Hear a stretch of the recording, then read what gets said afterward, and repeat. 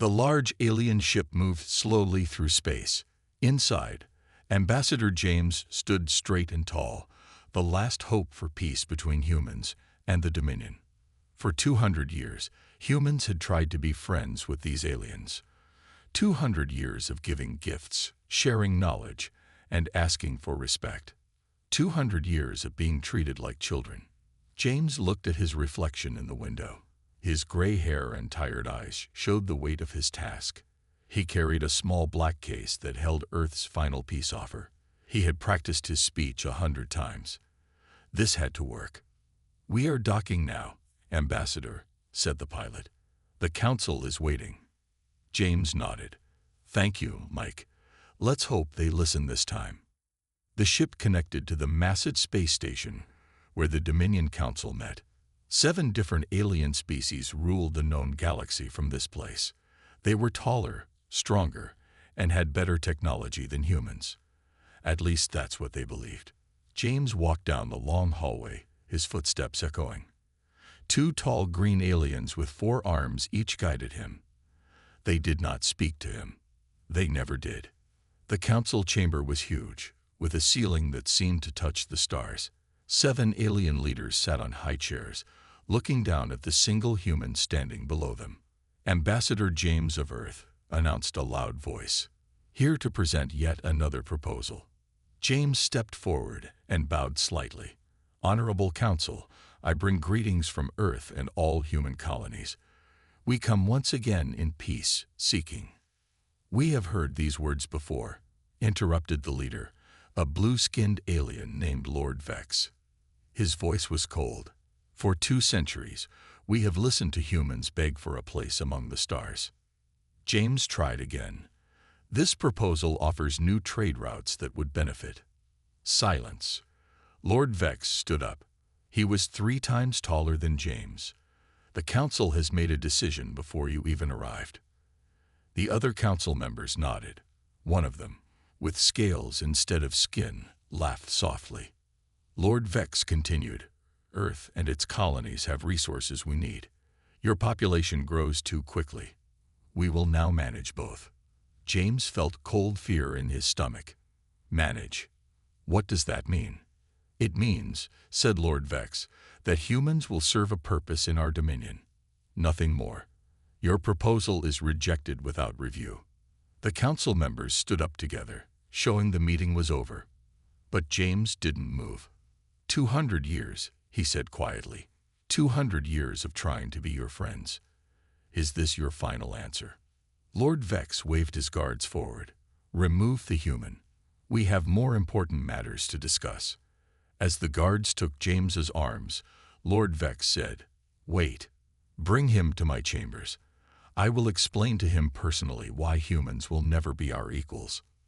Later, in the private room, Lord Vex dropped his formal tone. He showed James images on a large screen. "Do you recognize these humans?" he asked. James looked at the pictures of people working in mines, tired and thin. "These are from our outer colonies." "No," said Lord Vex with a smile that showed too many teeth. "These are from colonies you don't even know we took. We have been harvesting humans for decades. Did you think we were waiting for your permission?" James felt sick. The council doesn't know about this. "The council approved it," Lord Vex said. "Your people are useful tools, nothing more. Go home, Ambassador. Tell Earth whatever you wish. It changes nothing." 3 days later, James's ship returned to Earth. His face was gray as stone as he walked into the United Council chamber on Earth. "Well?" asked the head of council. James placed his untouched proposal on the table. They rejected it without reading it. He paused, then added the words that would change humanity's future forever. "And they've been taking our people from the outer colonies. Diplomacy has failed completely."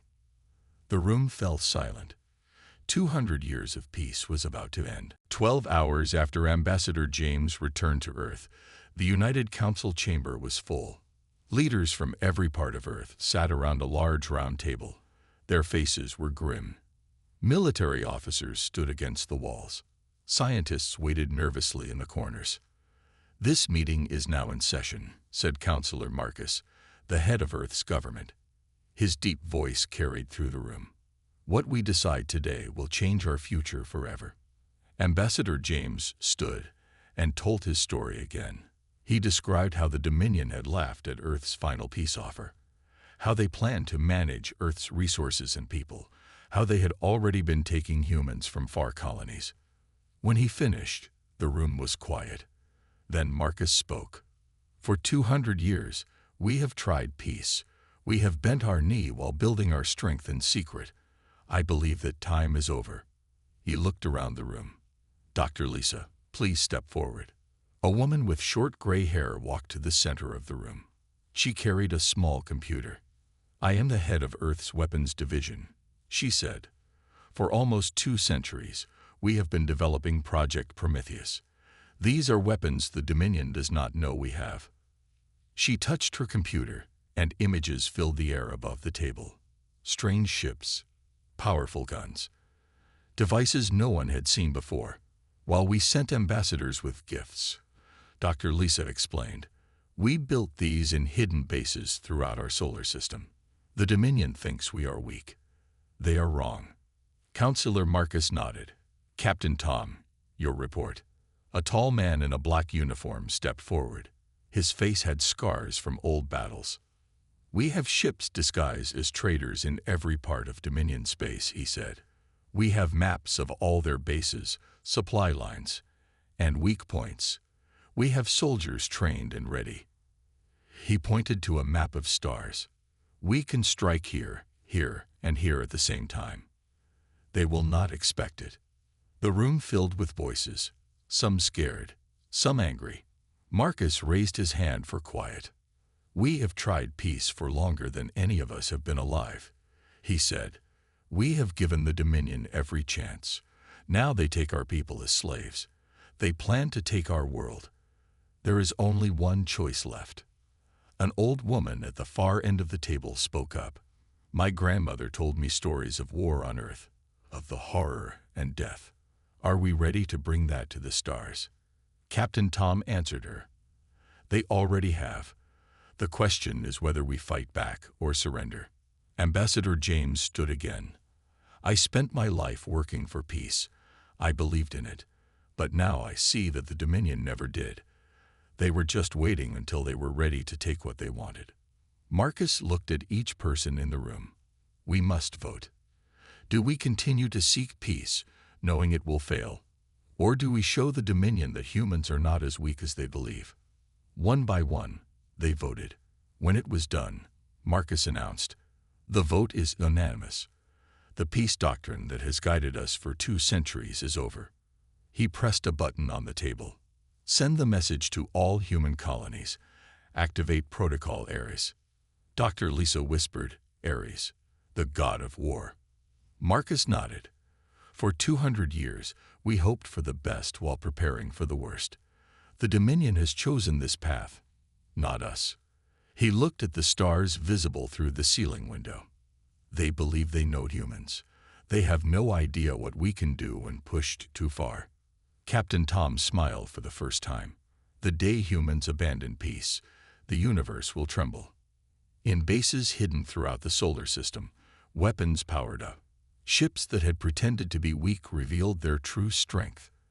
And across the stars, human colonies received the message. Protocol Ares was active. The war had begun. The Dominion outpost near Jupiter's moon Europa was quiet. 50 alien guards watched screens that showed empty space. They were bored. Humans never caused trouble. The outpost commander, a tall purple alien named Draz, was sleeping at his desk. A small light flashed on the main screen. One of the guards looked up. Sir, there's a human trade ship approaching. Draz didn't open his eyes. Let it pass. They always just pass by. The guard looked closer at the screen. It's changing course. Moving toward us. Now Draz sat up. What? Humans never approach military outposts. He looked at the screen. Tell them to turn back, or we'll fire. The guard sent the message. The human ship didn't answer. It kept coming. Fire a warning shot, ordered Draz. A small laser fired from the outpost. It missed the human ship on purpose. Still, the ship didn't change course. Draz stood up, angry now. These humans need to learn respect. Destroy their ship. The outpost's main weapons powered up. But before they could fire, the human ship changed. Panels along its sides opened.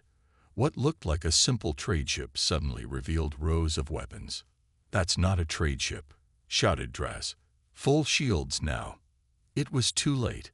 The human ship fired first, not with simple lasers, but with weapons the Dominion had never seen before.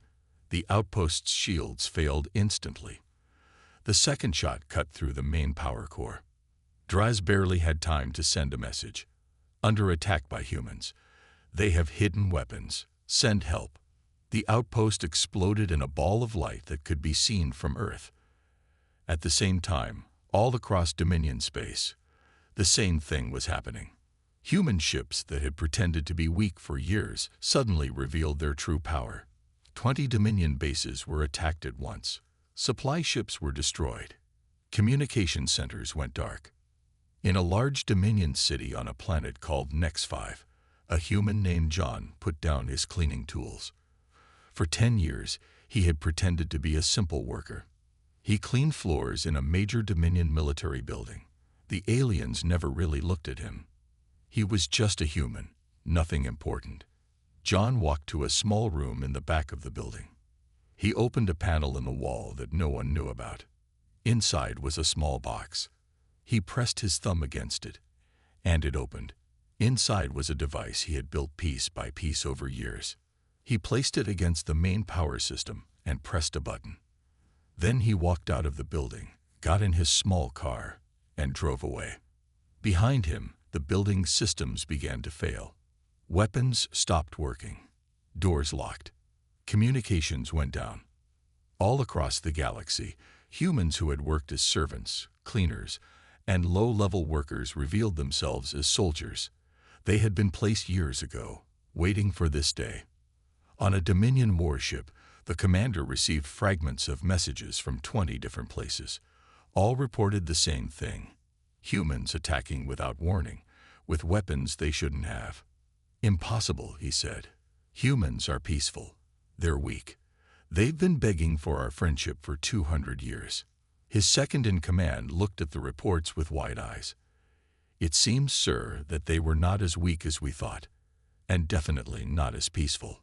In Earth's command center, Captain Tom watched as reports came in. Each green light on his screen meant a successful attack. There were many green lights. "First strike complete," he told the council. The Dominion just learned that humans have been playing a very long game. And now, the real war begins. Dr. Lisa nodded. "They thought we wanted peace because we had no choice. They're about to learn that peace was always our choice, not our necessity." The Dominion Council chamber was no longer calm and orderly. Aliens shouted at each other. Maps and reports covered every surface. Lord Vex stood in the center, his blue face now dark with anger. "How is this possible?" he roared. "They were begging us for peace just days ago." An alien with 6 eyes stepped forward. "We've lost contact with 37 bases. Our supply lines to 3 star systems are cut. Humans hit us everywhere at once." Another council member, thin with gray skin, spoke up. "We need to respond with full force. Crush them completely." Lord Vex nodded. "For the first time in 5,000 years, I declare a species to be a Class 1 threat. Humans must be dealt with immediately." The room went quiet. No species had ever been named a Class 1 threat before. "Prepare the Grand Armada," Lord Vex ordered. "Every available ship. We will go to Earth and end this now." 3 days later, 10,000 Dominion ships gathered near their central world. It was the largest fleet ever assembled. Ships of all sizes filled space, weapons powered and ready. The fleet commander, a battle-scarred alien named Kron, addressed his captains. "Humans have surprised us with their attack, but they cannot match our numbers or power. We will crush Earth, then hunt down every human colony." The captains cheered. One asked, "What about the human weapons? The ones that destroyed our bases?" Kron laughed. "A few lucky strikes. They caught us by surprise. Now we are ready." He pointed to a map of Earth's solar system. "We'll arrive at full strength. They'll surrender when they see our fleet." The massive fleet entered faster than light travel, heading straight for Earth. When they arrived at the edge of the solar system, they expected to find human defenses. Instead, they found nothing. "No ships detected," reported a sensor officer. "The outer planets appear abandoned." Kron frowned. "Where are they hiding? Proceed toward Earth with caution." The fleet moved forward slowly.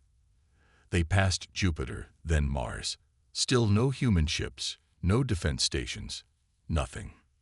"This makes no sense," Kron said. "Our reports showed they had a fleet. Where are they?" As they approached Earth, their sensors showed the planet itself. It looked normal, blue and green, but there was something wrong. "No radio signals," said an officer. "No movement in the cities we can see. It's empty." Kron didn't like this. "Spread the fleet out. Prepare for a trap." The first ships entered Earth orbit. They scanned the surface, finding empty cities. No people, no activity. "They've evacuated the planet." Kron wondered aloud. But where could they? He never finished his sentence. All around the fleet, space itself seemed to shimmer.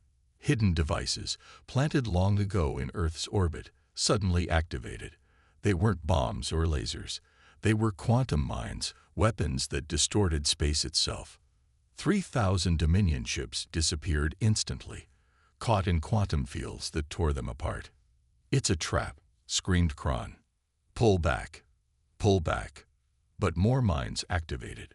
Another 1,000 ships vanished. The once mighty fleet was in chaos. From behind Earth's moon, from inside Mars' hollow moons, from hidden bases in asteroid belts, human ships appeared. Not a few dozen, but thousands. They moved with perfect coordination, targeting the confused Dominion ships. On his command ship, Kron watched in horror as his fleet fell apart. "How?" he whispered. "How did they hide so much? Where did these weapons come from?" His second-in-command had no answer. "They let us come in. They wanted us here." A message appeared on all Dominion screens. A human face, Captain Tom, looked at them calmly. "Welcome to Earth," he said. "We've been expecting you." Deep beneath Earth's surface, in a massive room carved from rock, the true command center of humanity buzzed with activity. Screens covered the walls, showing battles happening across space. In the center stood Marcus, Dr. Lisa, and Captain Tom. "The trap worked perfectly," said Captain Tom, pointing to a large map of Earth's orbit. Red dots representing Dominion ships were disappearing. "Their fleet is in chaos." Marcus nodded. 200 years of planning. 200 years of hiding our strength. Now they see the truth." A young officer ran up to them.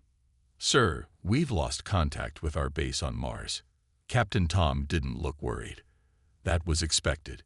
Tell our people there to move to the backup base inside Phobos." Dr. Lisa stepped forward. "It's time to activate the Prometheus array."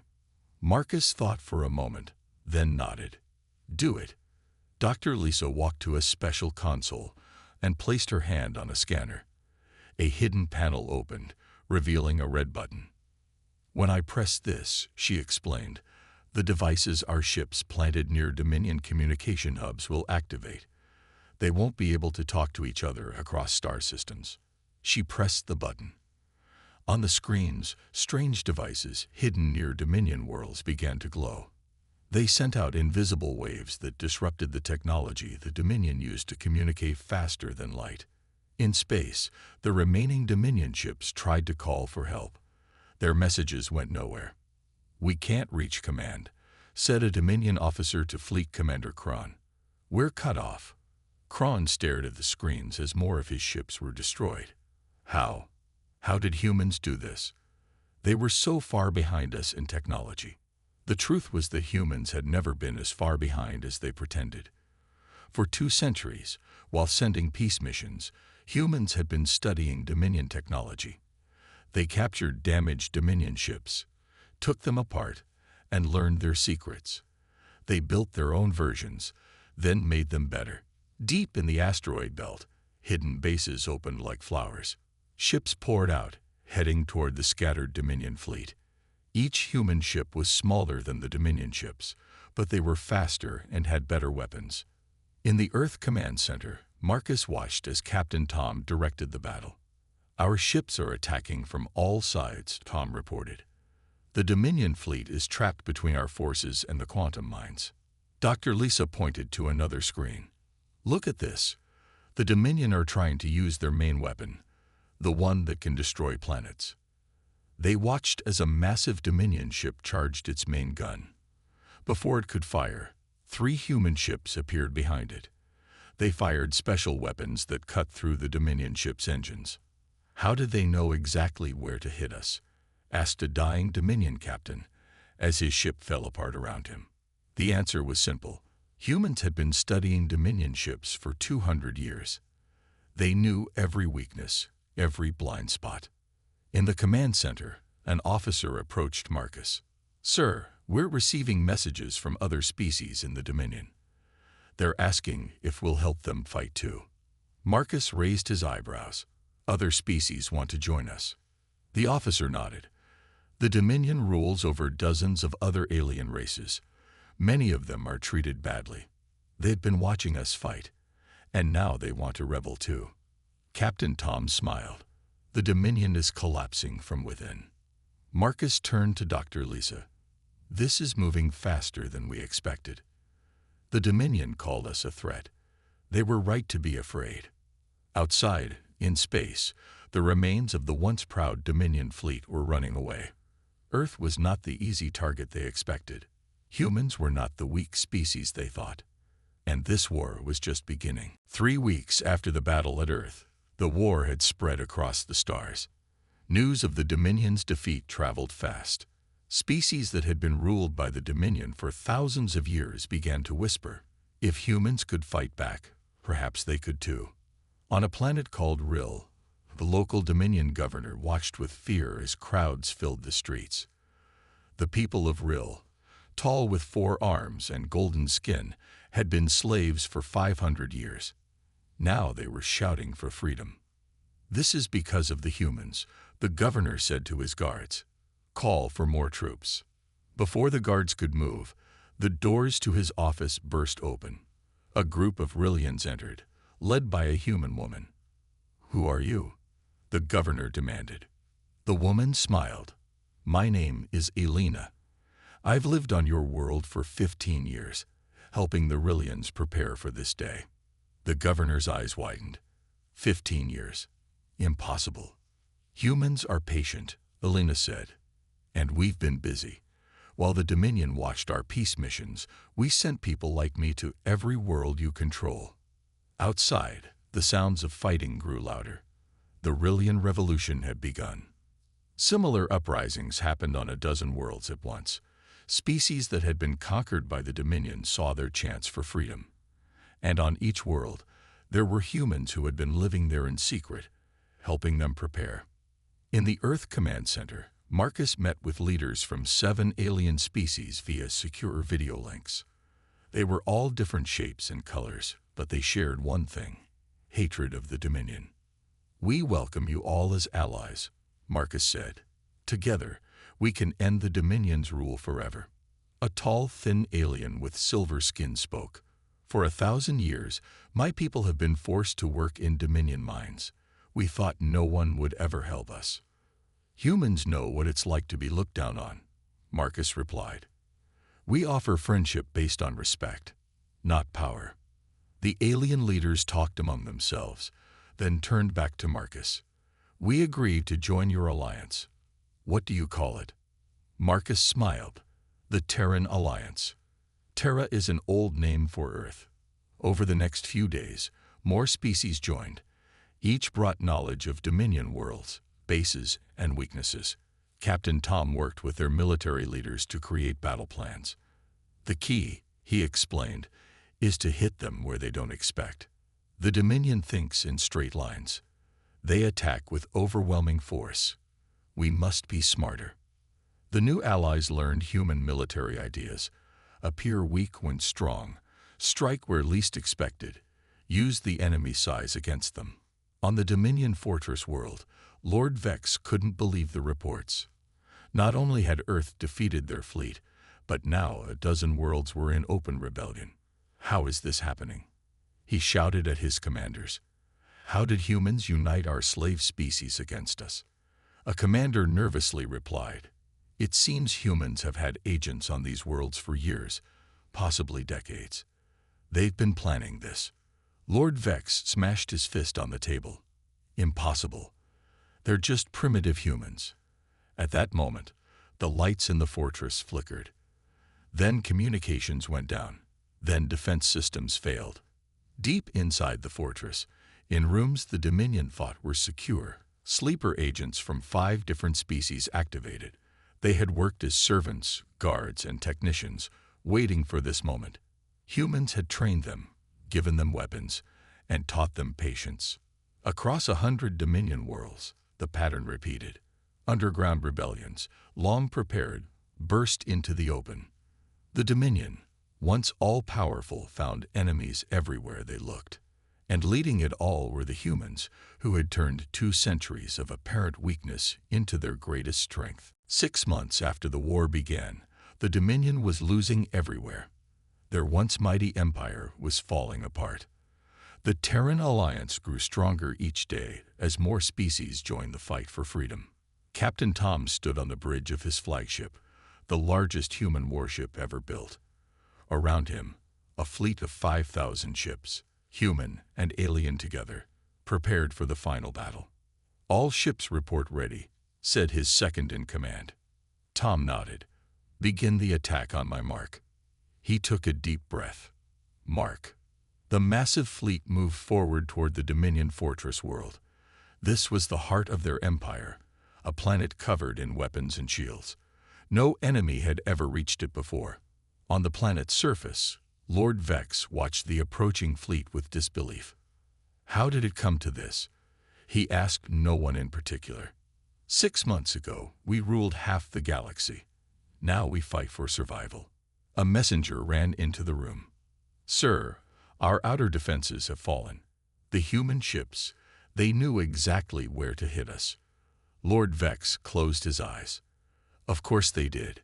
They've been planning this for 200 years. The battle raged for hours. Dominion ships fought hard, but they were outnumbered and outmatched.